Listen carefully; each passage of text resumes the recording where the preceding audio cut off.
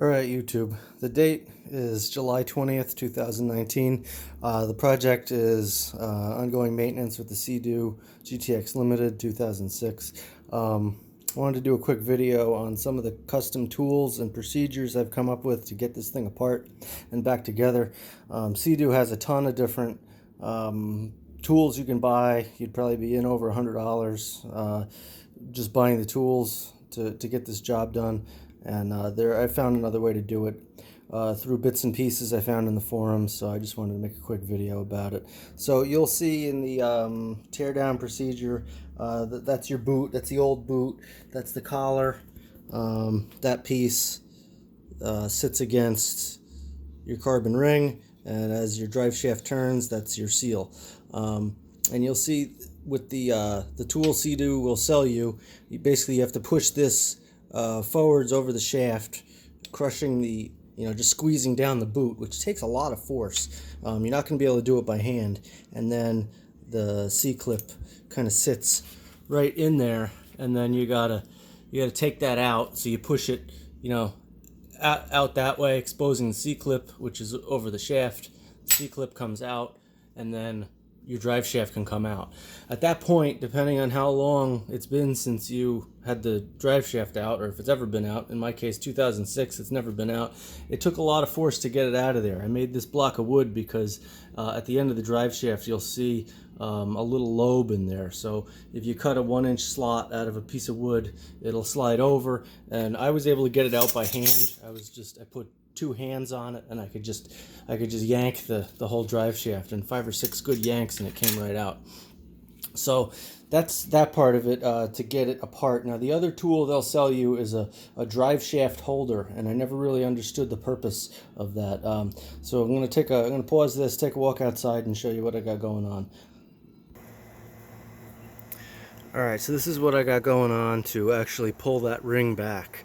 That stuff you saw inside, those are the old parts. I'm reassembling at this point. So I got to slide that ring back, and then you can see right now it's actually slid back, and I have this ratchet strapped up into position because it needs to be held there unless you have a second person. So it needs to be held in that position so you can slide that little C-clip back in. So I have this ready to slip that thing back in and take the ratchet strap off, but that's what I came up with. Now when you put all that pressure on that ring, it's going to move the drive shaft, and that's why they sell you, or try and sell you, the drive shaft holder. So instead of that, I came up with this block of wood method. I drilled a 1 1/4 inch hole in the end of that block, and you only have to go about 1 inch deep, and then I went too deep and I had to shim it with washers. But that gives you a place to hold the drive shaft, and then a ratchet strap to hold that drive shaft forward. And once you do that, you really need to do that, because otherwise when you put this leverage rearward, the drive shaft moves and you don't get what you need. So you really need to do a block of wood method like that, or buy the drive shaft holder. But I've made all these things just from scrap stuff hanging around. PVC pipe for leverage. This is a piece of aluminum. If I had to do it over again, I'd probably make it out of steel, because I had to put a lot of leverage on it, and I bent it, and this is a one-time use, and it's probably going to be thrown out. So I'm going to pause once more, and I'll just show these tools real quick.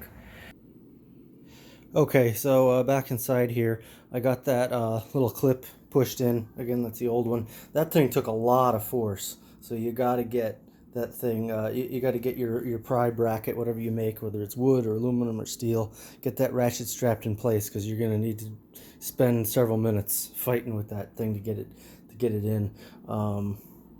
So yeah, so I made this out of aluminum. This is aluminum square tube. I wanted something that wasn't going to scratch the steel, but I don't think it really matters. I think if I had it to do over again, I would have made it out of steel, because with all the leverage I had to put on this thing, I bent those tabs, and I had to bend them back at least twice, and I almost broke it. So yeah, you can do what you want there. Those are the holes. The first hole I drilled was in the wrong location, so you want your hole to be drilled in a spot where it's going to hold the drive shaft relatively level. So measure, and then that's a 1 1/4 inch. I think the drive shaft's a 1 inch, so if you have a 1 inch auger bit, that'll be fine, but I used 1 1/4. So that'll hold the drive shaft up and level, and it'll also hold it in.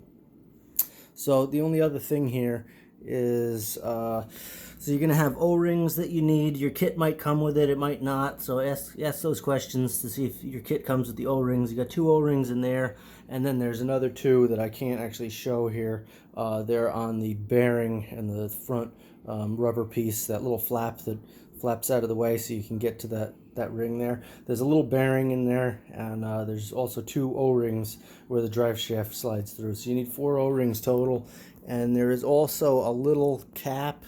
I don't know where it went, but oh, here it is. This little cap, and I wish I had the drive shaft out to show this thing.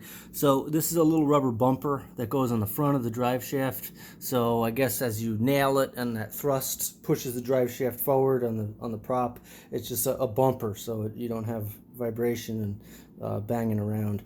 So they say you're supposed to replace that. This is the old one. It was in really good shape. It just pops on there. So if you want to replace it, you know, order that ahead of time.